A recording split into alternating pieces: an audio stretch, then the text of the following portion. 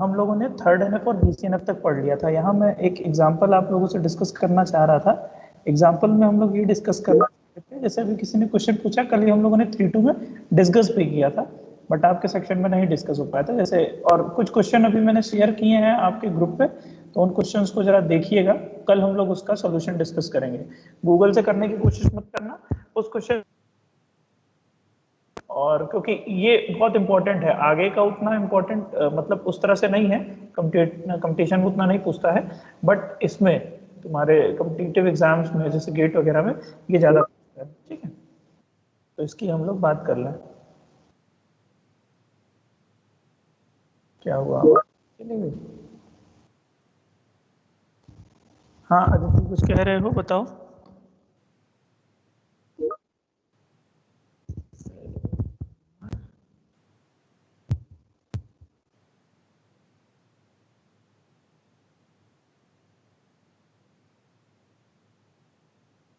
अब आ रही है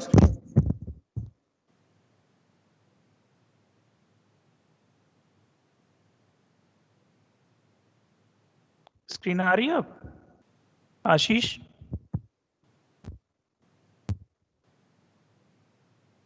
यस सर, विजुअल। हाँ ठीक है। अब देखो, ये सारे जो क्वेश्चंस हैं ये आप लोग को खुद से सॉल्व करना है। क्वेश्चन सॉल्व करने का तरीका क्या होगा पहले समझ लो। क्वेश्चन सॉल्व करने का तरीका ये होगा कि सबसे पहले आपको इसमें कैंडिडेट की पता करनी पड़ेगी। हर एक में कैंडिडेट की कैसे पता करेंगे, उसी तरह सबसे पहले इसेंशियल पता करेंगे। इसेंशियल के बाद ये चेक करेंगे कि क्या इसेंशियल में मिलने पे वो हमारा सारे का सारा को डिराइव कर ले रहा बना के चेक कर रहे थे। तो इस तरह से सबसे पहले आप इसमें क्या करेंगे, कैंडिडेट की पता करेंगे। और कैंडिडेट की को पता करने के बाद, कैंडिडेट की पता करने के बाद आप ये देखेंगे कि यहाँ पर जैसे फर्स्ट नॉर्मल फॉर्म में फॉलो हो रहा है कि नहीं। तो फर्स्ट में तो ऑटोमेटिकली, अगर डिपेंडेंसी की बात करें तो फर्स्ट में सारे के सारे होते हैं, क्योंकि डिपेंडेंसी देख के नहीं पता चलेगा कि वो तुम्हारा मल्टी वैल्यूड है या नहीं है। क्लियर है बात? अब चलिए next, right hand side check करना। अगर प्राइम है तो फिर क्या करेंगे, तो हम लोग चले जाएंगे, तब हम प्राइम के केस में हम लोग कुछ नहीं चेक करते, बट अगर नॉन प्राइम है तो क्या करते हैं, फिर नॉन प्राइम के केस में देखते हैं लेफ्ट हैंड साइड को। अगर वहां पर पार्ट ऑफ कैंडिडेट की क्या करता रहता है, डिटरमाइन करता रहता है, तो हम लोग बोल देते हैं कि सेकंड नॉर्मल फॉर्म में नहीं है। अगर सेकंड नॉर्मल फॉर्म के बाद थर्ड नॉर्मल फॉर्म चेक करते हैं, और थर्ड नॉर्मल फॉर्म में क्या होगा, थर्ड नॉर्मल फॉर्म में हम लोग यही चेक करते हैं कि राइट हैंड नॉन प्राइम है, तो फिर क्या चेक करेंगे कि लेफ्ट हैंड साइड पे नॉन प्राइम नहीं होना चाहिए। अगर नॉन प्राइम है तो बोल देंगे थर्ड। क्या चेक करना है, केवल और केवल लेफ्ट हैंड साइड। और उस केस में क्या होना चाहिए, हमेशा आपका लेफ्ट हैंड साइड में हमेशा कैंडिडेट की। अदिति, अपना डाउट जो है तुम्हारा वो पूछो, क्या है? मैंने तो मैसेज देखा, अभी कोई डाउट है? हाँ, I have send on WhatsApp. चलो मैं उसी बात के ऊपर यहाँ पर डिस्कस करता हूँ जो तुमने व्हाट्सएप पर भेजा, ABCDEFGHI। ठीक है, ये मेरे पास एक रिलेशन है, और मैं आपसे बोल रहा हूँ कि इसका जो कैंडिडेट की है मैं आपको अभी बता दे रहा हूँ। एक ABD है और दूसरा GH है। ठीक है, एक ABD है और दूसरा GH है की। ठीक, एक ABD हो गया, दूसरा GH हो गया। अब देखो, जल्दी समझने की कोशिश करना। आपको कुछ मैं फंक्शनल डिपेंडेंसी दे रहा हूँ, आप बताइएगा कि सेकंड नॉर्मल फॉर्म में है या नहीं है। ठीक है, like ABDE determining 2I, next GHJK determining 2। Let us suppose H हो गया, G हो गया, F। Next ABG determining 2 H,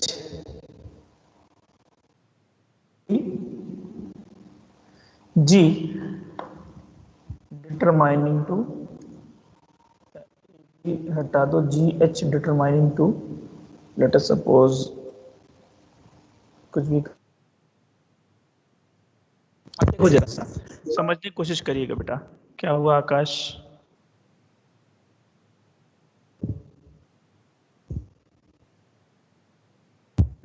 बाकी लोग को विजिबल है स्क्रीन? बाकी लोग को विजिबल है?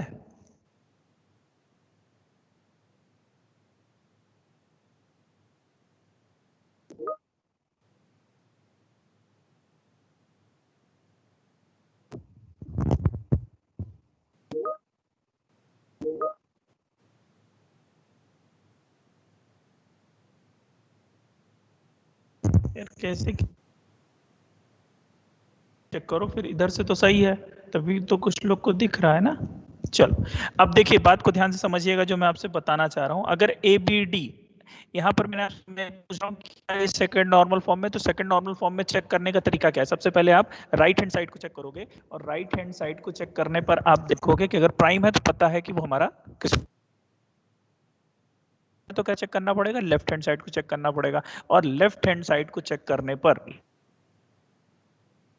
कैंडिडेट की आएगा तो हम लोग क्या बोल देंगे कि सेकंड नॉर्मल फॉर्म में नहीं है। देखो ध्यान से देखिएगा, ध्यान से देखिएगा बेटा, ठीक है?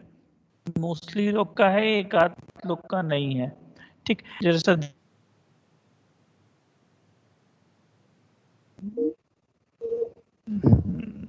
क्या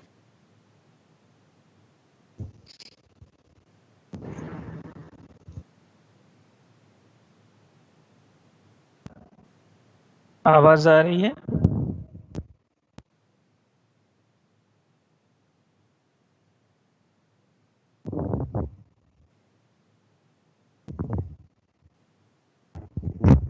हेलो,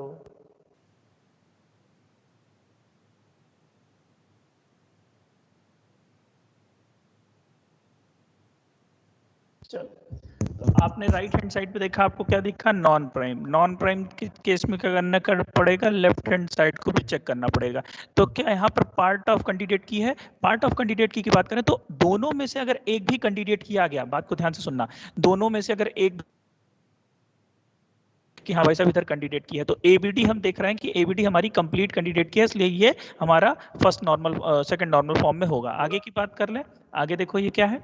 आगे हमारे पास दिया हुआ है जी एच जे के डिटरमाइन कर रहा है एफ को, ठीक है? एफ को डिटरमाइन कर रहा है। अब जिस समय ये एफ देखा, एफ क्या है? एफ प्राइम है या नॉन प्राइम है? तो एफ हमारा नॉन प्राइम है। एफ क्या है? नॉन प्राइम, क्योंकि प्राइम क्या क्या है? ए बी डी और जी एच। तो एफ अगर नॉन प्राइम है तो लेफ्ट हैंड साइड चेक करना पड़ेगा। लेफ्ट हैंड साइड में आप क्या चेक करेंगे?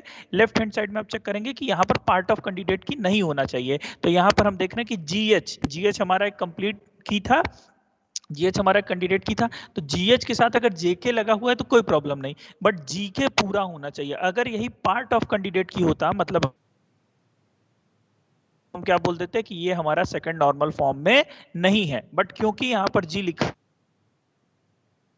हुआ है इसलिए हम क्या बोल रहे हैं कि ये हमारा सेकंड नॉर्मल फॉर्म में है। इसी तरह बात करते हैं थर्ड नॉर्मल फॉर्म की। यहाँ पर तो हमको आगे देखना ही नहीं है। देखो एच क्या है? एच एक प्राइम एट्रीब्यूट है। एच एक हमारा एक प्राइम एट्रीब्यूट है, इसलिए हम लेफ्ट हैंड साइड में नहीं देखेंगे। एच हमारा प्राइम एट्रीब्यूट हुआ तो हम बोल दिए सेकंड नॉर्मल फॉर्म में है।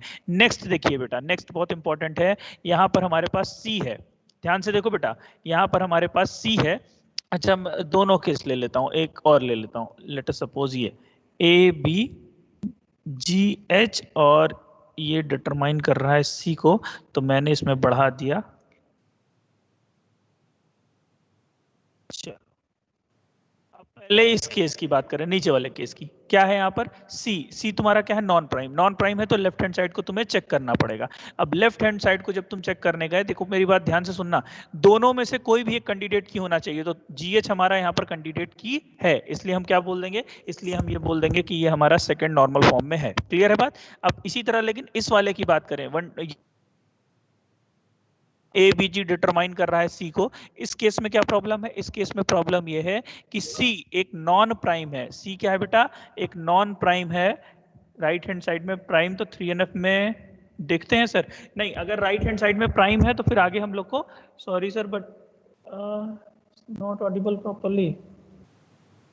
ज्यादा लोग को प्रॉब्लम है, आई थिंक। कब आ रही होगी आवाज? मेरे ही क्लास में ना प्रॉब्लम हो रही, सब में हो रही है?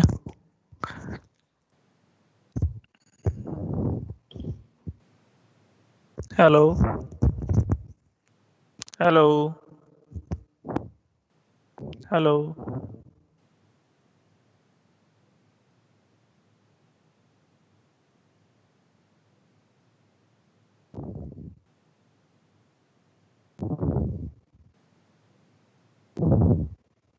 ऑडिबल है?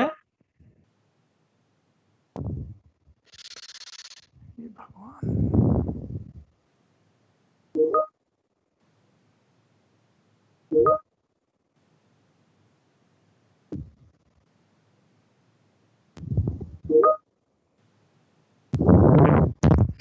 बेटा नेट बहुत ज़्यादा फ्लक्चुएट कर रहा है यहाँ का, फ़ोन का भी सपोर्ट नहीं कर रहा है, इसीलिए प्रॉब्लम हो रही है। चलो जब जाएगी तो बताना, क्या बताएं, पूरा क्लास खराब हो जा रही है। चलो देखिए यहाँ पर मैं फिर से बात को बता रहा हूँ कि अगर राइट हैंड साइड में हमारे पास प्राइम है तो हम एक चीज तक अश्योर हो जाते हैं, थर्ड एनएफ में भी और सेकंड एनएफ में, दोनों के केस में हम अश्योर हो जाते हैं क्या कि जब जाएगी मेघा तो बताना फिर आवाज, ठीक, मैसेज कर देना इस पे, नहीं तो व्हाट्सएप पे करना तो पता चल जाएगा, क्योंकि इस पे तो शो भी नहीं होता। ठीक है,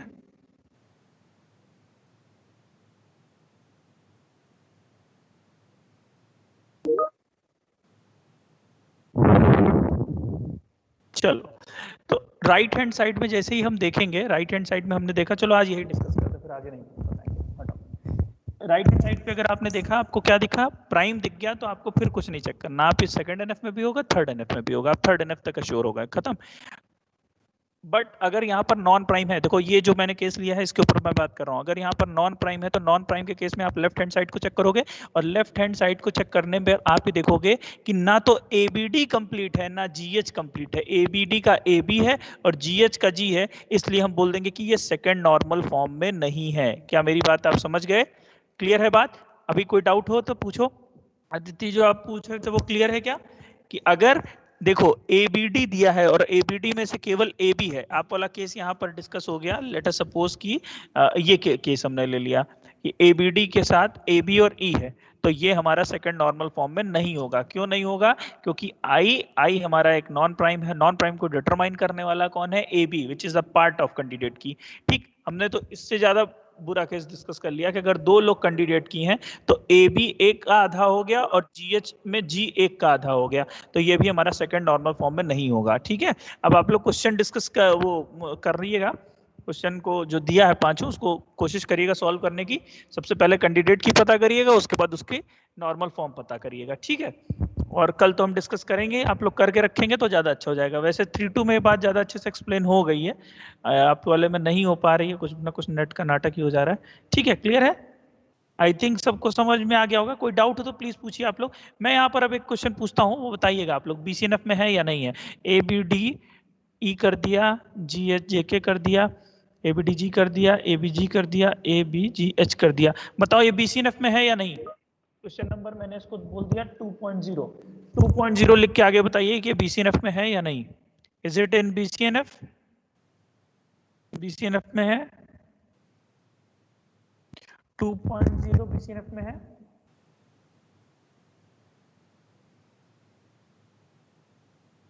बीसीएनएफ में है ये?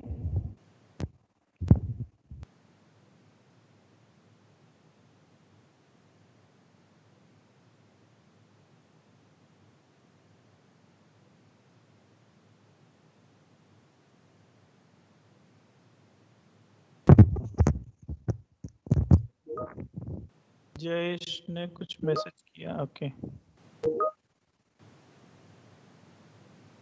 यस, बीसीएनएफ में है, ओके। क्यों है भाई बीसीएनएफ में? क्योंकि बीसीएनएफ के लिए मैंने आपसे हमेशा बोला है कि आप क्या करेंगे, राइट हैंड साइड को सबसे आसान बीसीएनएफ है चेक करना। राइट हैंड साइड में आपको कुछ भी हो आपको मतलब नहीं है, आपको बस लेफ्ट हैंड साइड में क्या देखना है, लेफ्ट हैंड साइड में ये देखना है कि आपका यहाँ पर सुपर की मतलब कम से कम कैंडिडेट की ये है, यहाँ पर सब कम से कम कैंडिडेट की ये है, जीएच है, यहाँ नेक्स्ट वाले में कम से कम कैंडिडेट की कहाँ है, कम से कम कैंडिडेट की से नेक्स्ट में जीएच, नेक्स्ट में यहाँ पे भी जीएच, तो ये हमारा बीसीएनएफ में है। अच्छा, बीसीएनएफ की एक और कंडीशन है, वो आप लोग जानते होंगे, ट्रिवियल वाली। बोला था स्टार्टिंग में कि बीसीएनएफ में दो चीज होगी, एक तो लेफ्ट हैंड साइड में या तो कैंडिडेट की हो, या अगर ए बी डिटरमाइन कर रहा है, let us suppose A be determine कर रहा है ए बी को, तो ये भी बीसीएनएफ में होगा। ये बात हमेशा ध्यान रखिएगा, ट्रिवियल हर केस में होता है, ट्रिवियल हर केस में होता है। भाई ए बी डिटरमाइन किसको कर रहा है? बी को, या अगर मान लो ए बी डिटरमाइन करता हो बी या ए में से किसी को भी डिटरमाइन करता होता, तो हम क्या बोलते थे कि ये भी हमारा बीसीएनएफ में है। बोलिए भाई, बात बीसीएनएफ तक क्लियर है? क्लियर है बात? आगे चलें, देखो यार है, क्या बताया जाए, आगे चलें।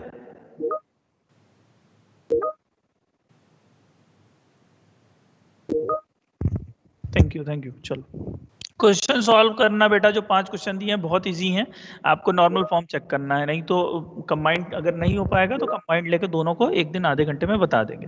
वैसे तो बहुत इजी है, कर लेंगे आप लोग, ठीक है। चलो, बट एक चीज बड़ी डिसअपॉइंटिंग है, केवल 40 लोगों के, आई थिंक 40 या 43 इतने लोगों के केवल असाइनमेंट्स आए हैं। ये चीज बहुत गलत है, बहुत ज्यादा बेकार। अब कुछ मतलब नहीं है कुछ देने वाने का असाइनमेंट वगैरह, ठीक है। तो BCNF तक हम लोग एकदम क्लियर है ना? BCNF तक अगर हम लोग से बोला जाए तो हम लोग फाइंड आउट कर सकते हैं, आई थिंक। अब इसको क्वेश्चन सॉल्व करेंगे आप लोग, उसके बाद बताएंगे अगर प्रॉब्लम आएगी तो। 5 क्वेश्चन को काफी ठीक है तो उसको करिएगा। नेट से मत देखना, सब सॉल्यूशन नेट पे मिल जाएगा, तो नेट से मत देखना, ठीक। चलो अब आगे बात करते हैं 4NF की। तो 4NF के केस में मैंने आपको कल कुछ बात बताई थी। क्या बात बताई थी? उसी को हम लोग आगे बढ़ाते हैं। 4NF में मैंने आपसे ये कहा था कि देखिए भाई साहब, ऐसा है कि 4NF में या तो normal form third normal form में होनी चाहिए या BCNF में होनी चाहिए, पहली कंडीशन ये थी, ठीक। उसके बाद सेकंड कंडीशन क्या थी? सेकंड कंडीशन ये कहता है कि वहां पर मल्टी वैल्यूड डिपेंडेंसी नहीं होनी चाहिए। मल्टी वैल्यूड डिपेंडेंसी नहीं होना चाहिए, इस बात का क्या मतलब है? मल्टी वैल्यूड डिपेंडेंसी नहीं होने का मतलब ये है कि मैंने आपको बताया था मल्टी वैल्यूड डिपेंडेंसी कब होती है। मल्टी वैल्यूड डिपेंडेंसी तब होती है जब एक टेबल में, ध्यान से सुनना, जब एक टेबल में 2 से ज्यादा कॉलम हो, मतलब एटलीस्ट 3 कॉलम हो, ठीक है बेटा। देखो ऐसे लिखा हुआ मिलेगा नहीं, इसलिए मैं बार बार ये बात कर रहा हूं। एक टेबल में 2 से ज्यादा कॉलम मतलब एटलीस्ट 3 कॉलम है, और उन 3 कॉलम की स्थिति क्या है कि 2 लोग तो एक पे डिपेंड कर रहे हैं, 2 लोग एक पे डिपेंड कर रहे हैं। एक पे कैसे डिपेंड कर रहे हैं कि ये इन दोनों में से दोनों को डिटरमाइन कर रहा है, और दोनों मल्टी वैल्यूड टाइप का है। ध्यान से समझना, स्टूडेंट नेम और टेक्स्ट बुक ये दोनों मल्टी वैल्यूड टाइप के हैं, कोर्स आईडी इनको डिटरमाइन कर रहा है। बट स्टूडेंट नेम और टेक्स्ट बुक अगर आपस में किसी भी तरीके से रिलेटेड नहीं है, एक दूसरे पर डिपेंड नहीं है, तो यहां पर हम बोलते हैं मल्टी है। फिजिक्स के लिए अंकित है, फिजिक्स के लिए फिर अंकित है, फिजिक्स के लिए राहत है, फिजिक्स के लिए राहत है। तो मल्टी वैल्यूड तो है ये, लेकिन मल्टी वैल्यूड डिपेंडेंसी कैसे हो गई? फिर आवाज गई क्या? बैड क्वालिटी आवाज आ रही है ना?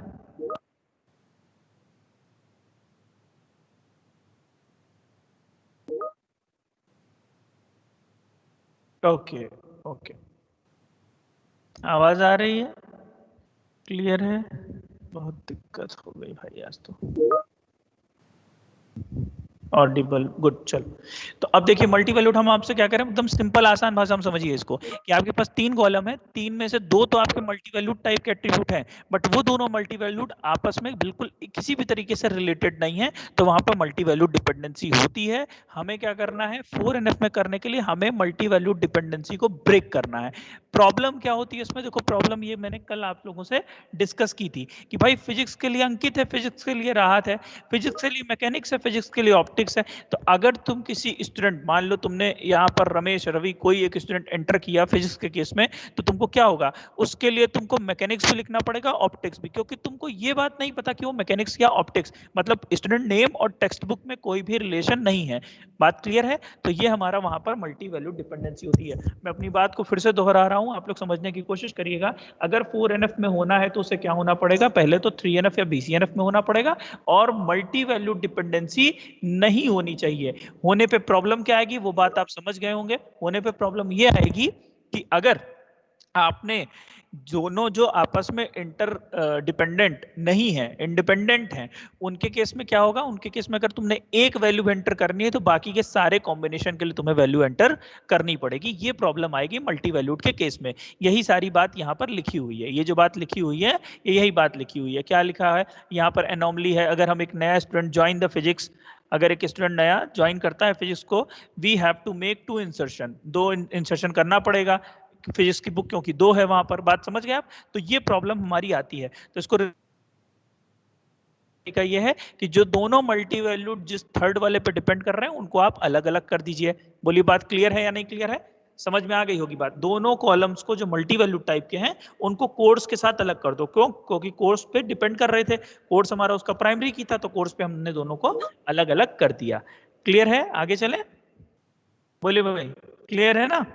मेरी बात समझ में आ गई? अच्छा सुनो, इसी तरह मान लो यहाँ पर 5 कॉलम होते, ध्यान से सुनो, अगर यहाँ पर 5 कॉलम होते और उस 5 में से कोई 2 मल्टी वैल्यूड टाइप का होता जो आपस में डिपेंड नहीं कर रहे तो हमें क्या करना पड़ता, कोर्स के साथ बाकी 3 कॉलम की एक टेबल बनाते, कोर्स के साथ स्टूडेंट नेम की एक टेबल बनाते और कोर्स के साथ टेक्स्ट बुक की एक टेबल बनाते। मतलब मैंने आपको पहले ही बताया कि जो प्रॉब्लम कर रहा है उसको उठा के टेबल से बाहर कर देंगे, बिल्कुल वही काम यहाँ पर किया गया है। Is it clear? 4NF में बेटा कोई प्रॉब्लम?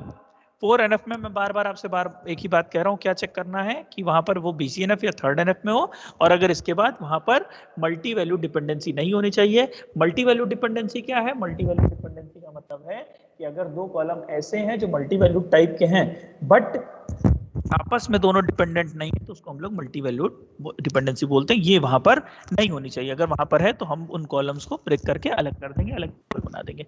क्लियर है बेटा? आगे चले, जल्दी बताइए।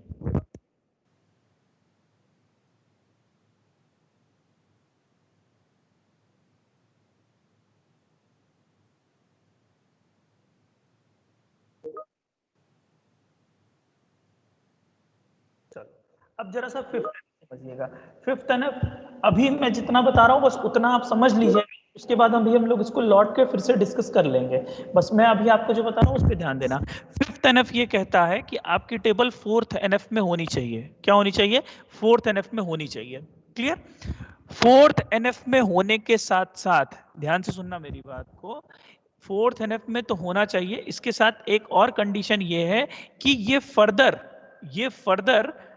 नॉन लॉस, देखो यहां पर ये जो पॉइंट लिखा है ये मैं आपको बताना चाह रहा हूं कि पहला तो ये 4th NF में होना चाहिए और इसके साथ कंडीशन क्या है? It can not be further non loss decomposed further non loss decomposed. Non loss decomposed का मतलब समझना कि जैसे मान लो एक ही टेबल है, बेटा ध्यान से सुनिएगा, बहुत आसान है, तुरंत समझ में आ जाएगा। ये एक हमारे पास टेबल है, ठीक। आप कह रहे हैं कि अगर हम इसको फर्दर ब्रेक कर सकते हैं, अगर मैं इस टेबल को फर्दर ब्रेक कर सकता हूं और ब्रेक करने के बाद मेरा जो इंफॉर्मेशन है अगर वो लॉस नहीं होती है, अगर वो लॉस नहीं होती है तो हम क्या बोलते हैं? हम बोलते हैं कि ये 5th NF में नहीं है। बात को समझना, मैं देखो क्या बोल रहा हूं। अगर ये टेबल आगे डिकम्पोज हो सकती है तो हम क्या बोल, नहीं हो सकती है तो हम लोग क्या बोलेंगे? हम लोग बोलेंगे कि ये 5th नॉर्मल फॉर्म में है। मतलब एकदम दिमाग में बैठने वाली बात क्या है कि अगर कोई चीज अभी टूट और सकती है, अभी उसको आप और तोड़ सकते हैं, तो आप क्या बोलेंगे कि अभी पूरी कंप्लीट तरह से सही नहीं हुआ है। याद करो, नॉर्मलाइजेशन का मतलब ही मैंने आपको बताया था कि बड़ी टेबल को छोटी टेबल में तोड़ना। तो इस तरह से कुछ याद कर सकते हो आप कि ब्रेक कर रहे हैं बड़ी टेबल को छोटी टेबल में, तो अगर अभी और टूट सकती है तो हम क्या बोलेंगे कि अभी 5th नॉर्मल फॉर्म मतलब हाईएस्ट नॉर्मल फॉर्म में नहीं आई है। क्लियर है? बस इतना ही अभी समझना है आपको। क्लियर कि अगर आप एक बड़ी टेबल को छोटी टेबल में अभी तोड़ सकते हैं, आगे फर्दर डिकम्पोज कर सकते हैं, और वो किस टाइप का डिकम्पोजिशन है? नॉन लॉस का, मतलब कोई डेटा लॉस नहीं होता है, तो उसको आप क्या बोलते हैं? 5th NF। I think clear होगी बात। मैं आपसे क्या बोल रहा हूं कि 4th नॉर्मल फॉर्म में होना चाहिए, और इसके साथ साथ अगर वो आगे देखो, it can not be further non loss decomposed, आगे वो नॉन लॉसी डिकम्पोजिशन नहीं होना चाहिए, तब तो वो 5th नॉर्मल फॉर्म में है। मैं आपको उल्टी तरीके से बता रहा हूं। क्या बता रहा हूं मैं आपसे? कि अगर वो आगे फर्दर डिकम्पोज हो सकती है तो हम बोल देंगे कि 5th नॉर्मल फॉर्म में नहीं है। क्लियर है? अगर आगे वो डिकम्पोज हो सकती है तो 5th नॉर्मल फॉर्म में नहीं है, तो आगे उसको डिकम्पोज नहीं होना चाहिए। किसके लिए? 5th नॉर्मल फॉर्म में होने के लिए। बस यही बात यहां पर लिखी हुई है, it can not be further non loss decomposed. हम आगे उसको ना तोड़ पाए ऐसी अगर टेबल है तो वो हमारी 5th नॉर्मल फॉर्म में है। बोलिए भाई, क्लियर है या नहीं क्लियर है? बात सही है? आगे चलें। बस अभी मैंने 5th नॉर्मल फॉर्म में आपको इतना ही बताया है, तो मैं एक बार सारे पॉइंट को फिर से आपको रिकॉल कर रहा हूं। 1st नॉर्मल फॉर्म का मतलब ये था कि वैल्यू था कि आप नॉन प्राइम जो एट्रीब्यूट है, नॉन प्राइम, देखो बात तो समझो, प्राइम हो गया फिर तो देखना ही नहीं है। नॉन प्राइम अगर एट्रीब्यूट है तो वो पार्शियली डिपेंडेंट नहीं होना चाहिए कैंडिडेट की के ऊपर। थर्ड अगर मैं बात करूं तो हम लोगों ने पढ़ा था 3rd नॉर्मल फॉर्म, जिसमें हमने पढ़ा कि अगर नॉन प्राइम है तो वो किसी नॉन प्राइम पे डिपेंड नहीं होना चाहिए। BCNF में हमने कहा कि अब हम नॉन प्राइम प्राइम देखेंगे ही नहीं, हम केवल लेफ्ट हैंड साइड पे देखेंगे कि हमें एटलीस्ट कैंडिडेट की वहां पर होनी चाहिए। 4th नॉर्मल फॉर्म आपका ये बात कहता है कि आपके पास मल्टी वैल्यू डिपेंडेंसी नहीं होनी चाहिए, और 5th नॉर्मल फॉर्म ये कहता है कि आगे फर्दर नॉन लॉस डिकम्पोज होना चाहिए। क्लियर है? यहाँ तक बेटा सब सारी बात क्लियर हो तो हम लोग अब आगे चलते हैं। 5 के 5 नॉर्मल फॉर्म हम लोगों ने यहाँ तक समझ लिया। क्लियर? ठीक है, प्रोसीड करें आगे। नेट ने बहुत दुखी कर दिया, 2 दिन से ही कर रहा है। चल आगे चलते हैं फिर। ओके, जो लॉसलेस और लॉसी की बात मैंने बोली आपसे, जो लॉसलेस और लॉसी की बात बोली, यहाँ पर ये टेबल थी, अभी मैं इसको आपको बताऊंगा बट अभी के लिए कंफ्यूज जाएंगे हम लोग, तो इसलिए अभी मैं आपको वो चीज डिस्कस नहीं कर रहा हूँ। अभी मैं आपसे केवल इतनी बात कह रहा हूँ कि अगर आप टेबल को आगे डिकम्पोज कर सकते हैं तो मतलब वो फिफ्थ नॉर्मल फॉर्म में नहीं है, बस इतनी बात मैंने आपसे कही है। तो यहाँ पर यही कहा गया कि ये टेबल थी, अगर इसको आप इस तरह से डिकम्पोज कर दें, किस तरीके से, इस तरह से, देखो अभी लास्ट में है वो, ये P1 P2 P3 इस तरह से अगर तुमने इसको डिकम्पोज कर दिया तो ये आपका क्या होगा, ये आपका फिफ्थ नॉर्मल फॉर्म में नहीं था। कौन सा? ओरिजिनल वाली टेबल नहीं थी, बट अब इसके बाद आप इसको डिकम्पोज कर नहीं पाएंगे P1 P2 P3 के बाद, तो अब आप बोलेंगे कि ये आपका उसमें फिफ्थ नॉर्मल फॉर्म में है। क्लियर? चलो अच्छा, एक चीज और देख लो, जैसे बुक पढ़ोगे तो ये चीज दिखेगी, तब कहोगे सर ये तो कहीं हम लोग डिस्कस ही नहीं किए। फोर्थ नॉर्मल फॉर्म की कंडीशन, फोर्थ नॉर्मल फॉर्म की कंडीशन देखने वाली बात है। क्या है कि T1, इन्होंने कहा कि कोई 3 X, Y और Z ये कॉलम रिप्रेजेंट कर रहे हैं और T ये रिप्रेजेंट करता है रो को, तो इन्होंने कहा किसी एक के समझना, जैसे यहां पर फोर्थ नॉर्मल फॉर्म अगर हम ओपन करें, फोर्थ नॉर्मल फॉर्म ये है फिजिक्स। बेटा ध्यान से देखना प्लीज एक बार कि 4 के लिए 4 के चारों फिजिक्स, मतलब x, ये x कॉलम हो गया, ये y कॉलम हो गया, ये z कॉलम हो गया। तो यहाँ पर इन्होंने कहा कि अगर इन चारों के लिए यहाँ पर फिजिक्स है और 2 बार अंकित आ रहा है, 2 बार राहत आ रहा है और 2 बार मतलब इनके लिए मैकेनिक्स आ रहा है और 2 बार ऑप्टिक्स आ रहा है, तो यही बात यहाँ पर कही गई है कि चारों के लिए x वाली वैल्यू सेम है और कोई 2 वैल्यू, देखो ध्यान से देखो बेटा, कोई 2 वैल्यू y की सेम है, कौन कौन सी, 1 और 3 और 4 और 2, और यहां पर क्या है, 2 और 3 Z कॉलम की सेम है और 1 और 4 Z कॉलम की सेम है। तो ऐसा हमें क्यों करना पड़ा है? आपको बात देख के समझ में आ रही होगी, नहीं आ रही हो तो बताइए, इसको एक्सप्लेन कर दें, कोई बहुत छोटी सी बात है, आपको समझ में आ गई होगी कि 4 के चारों वैल्यू पहले सब फिजिक्स है, फिर उसमें से कोई, जैसे ये हो गया तुम्हारा 1 और 3, मतलब पहली रो और तीसरी रो, यहाँ पर अंकित पहली दूसरी में लिखा है, उससे मत कंफ्यूज होना। ये देखो इसको समझ लेते हैं, मैकेनिक्स फर्स्ट और थर्ड इक्वल होनी चाहिए, सेकंड और फोर्थ इक्वल होनी चाहिए। इसमें क्या है, फर्स्ट और सेकंड इक्वल होनी चाहिए, थर्ड और फोर्थ इक्वल होनी चाहिए। अगर ऐसा केस दिख रहा है तो मतलब क्या है कि हम सारा कॉम्बिनेशन बनाने की कोशिश कर रहे हैं इनके। इसका मतलब क्या हुआ कि यहाँ पर आपके मल्टी वैल्यू डिपेंडेंसी थी, उसी को हम लोग रिमूव करते हैं। तो यहाँ पर यही बात लिखी हुई है कि मल्टी वैल्यू डिपेंडेंसी क्या होती है, ये मैथमेटिकल फॉर्म में लिखी हुई है, आप देख लीजिए। T1 T2 T3 और T4 चारों बराबर हो गई, फिजिक्स वाला कॉलम हो गया,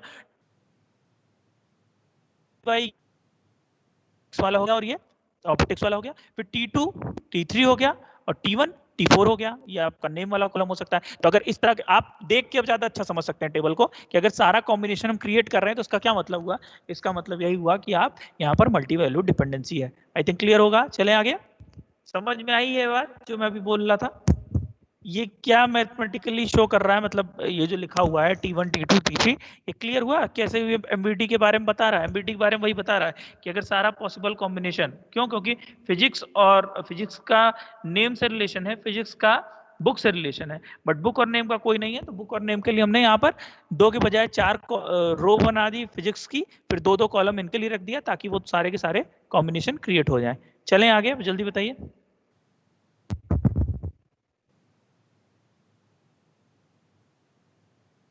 क्लियर है?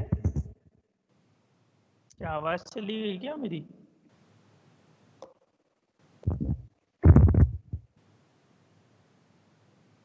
ओके, किसी को कोई डाउट हो तो प्लीज बताइए।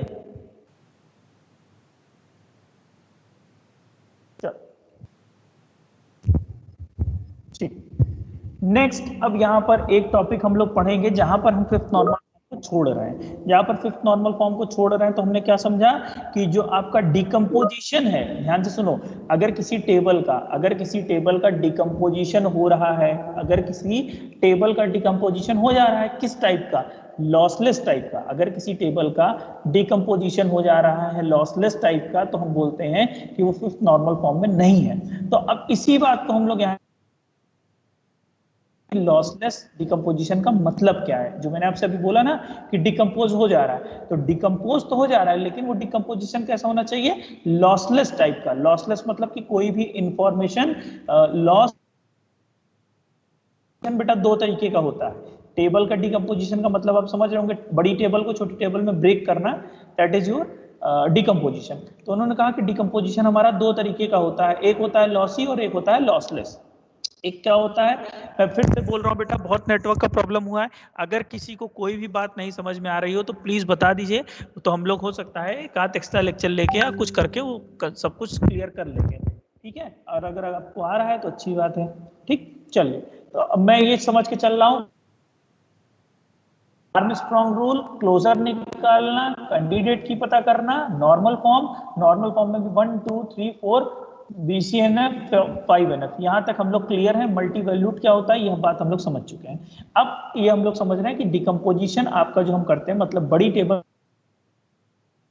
ध्यान से सुनना, बड़ी टेबल को जब हम लोग छोटी टेबल्स में ब्रेक करते हैं तो वो दो टाइप का हो सकता है, एक लॉसलेस हो सकता है और दूसरा लॉसी हो सकता है। मतलब इसमें कुछ समझने वाली ऐसी खास बात है नहीं, बट फिर भी मैं आपको बता रहा हूँ। मतलब आपने बड़ी टेबल को छोटी टेबल में जब ब्रेक कर रहे हैं तो क्या पॉसिबल है कि कुछ इंफॉर्मेशन रह जाए, ठीक। अभी के लिए मैं केवल यही बता रहा हूं आपसे कि केवल रह जाए, अभी आप आगे ये भी देखेंगे कि कुछ इंफॉर्मेशन एक्स्ट्रा ऐड हो जाए तो उसको भी लॉसलेस बोलते, सॉरी लॉसी बोलते हैं। मतलब टेबल में तुम्हारे पास 10 रो थी, ध्यान से समझना, तुम्हारे पास टेबल में 10 रो थी और 3 कॉलम थे। क्लियर है मैं आपसे क्या बोल रहा हूं, कि तुम्हारे पास टेबल में 10 रो थी और 3 कॉलम थे, तुमने उस 3 कॉलम को दो टेबल में ब्रेक किया। मतलब आप ऐसा समझ सकते हो कि आपके पास एक रिलेशन था, ध्यान से देखो, एक रिलेशन था, लेट अस सपोज आर नाम का एक रिलेशन था तुम्हारे पास, आर नाम का, ठीक। आर में तुम्हारे पास जो कॉलम बी और सी, ए बी और सी, ये तीन तुम्हारे पास कॉलम थे। क्लियर है। अब ये हम डिकम्पोज कर रहे हैं, बस मैं आपको भी मतलब समझा रहा हूं कि क्या होने वाला है। आपने इस टेबल को ब्रेक किया, एक ए बी बना दिया और दूसरी टेबल आपने R1 इसको बना दिया, और दूसरी टेबल आपने बना दी R2, दूसरी टेबल आपने बना दी R2, और R2 आपकी जो बनी वो क्या बनी बेटा, वो बनी ए बी और ये बन गई बी सी। क्लियर है, एक बनी ए बी और एक बनी बी सी। क्लियर। मैं बार बार बोल रहा हूं, जिसको कहीं पे भी पूरे इस थर्ड यूनिट में, सेकंड यूनिट में कहीं पे डाउट है वो प्लीज बता दे, एटलीस्ट थर्ड यूनिट में तो बता ही दे, ठीक। तो देखो यहाँ पर हमने क्या कहा, हमने इसको दो टेबल में ब्रेक कर दिया, R1 और R2 में। जब अब तुम इन दोनों टेबल का फिर से ज्वाइन लगाओगे, देखो लॉसलेस और लॉसी किसको बोलते हैं, ध्यान सुनना बेटा, ठीक। तुमने एक टेबल को फर्दर डिकम्पोज, हमें कैसे पता चलेगा कि लॉसलेस है या लॉसी, तुमने इस टेबल को क्या किया, तुमने इस टेबल को दो टेबल में ब्रेक कर दिया, और ब्रेक करने के बाद दोनों में एक एक तुमने क्या रखा, कॉमन रखा, उसी के बेस पे तुम इसको ज्वाइन करोगे। देखो बी यहाँ पे भी है, बी यहाँ पे भी है, ठीक। ज्वाइन करने के बाद, मेरी बात को ध्यान से सुनना, ज्वाइन करने के बाद अगर ओरिजिनल टेबल तुमको लौट आई, अगर ओरिजिनल टेबल तुमको लौट के आ गई तो तुम क्या बोलोगे कि ये तुम्हारा लॉसलेस डिकम्पोजिशन है। क्लियर है। और अगर ओरिजिनल टेबल से कम या ज्यादा, यहाँ के केस में अगर जो लॉसी होता है, लॉसी के केस में हमको R1 और R2 का ज्वाइन करने पे पता है क्या होता है, R1 और R2 का ज्वाइन करने पे ओरिजिनल टेबल से ज्यादा इंफॉर्मेशन मिल जाती है, तो उसको हम लोग बोलते हैं लॉसी डिकम्पोजिशन। मेरी बात समझ गए, एक टेबल है उसको तुमने दो टेबल में ब्रेक कर दिया, दो टेबल में ब्रेक करने के बाद आपकी जो, आपने दोनों टेबल का अगर ज्वाइन परफॉर्म कर रहे हो और ज्वाइन में अगर ओरिजिनल टेबल से कम या ज्यादा डेटा आता है तो आप क्या बोलोगे कि वो आपका लॉसी है, अदरवाइज वो लॉसलेस है।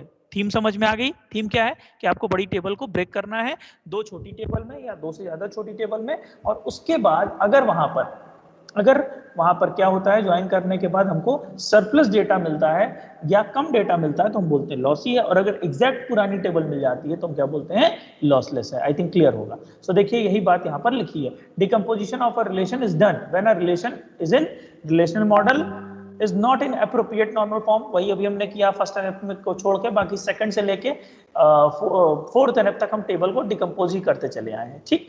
तो दो तरीके से डिकम्पोजिशन हो सकता है। अच्छा, डेटाबेस हम लोग जो कर रहे हैं, तो हम लोग क्या चाहेंगे, हम लोग चाहेंगे कि भाई कि लॉसलेस टाइप का ही हो, लॉसी क्यों करना चाहेंगे, ठीक। तो अब लॉसलेस डिकम्पोजिशन है, हुआ है कि नहीं, ये बात चेक करने का तरीका क्या है, ध्यान से देखिएगा, ठीक है। बहुत आसान है, यहां तक क्लियर है, आगे चले, बात समझ में आ गई लॉसलेस और लॉसी वाली।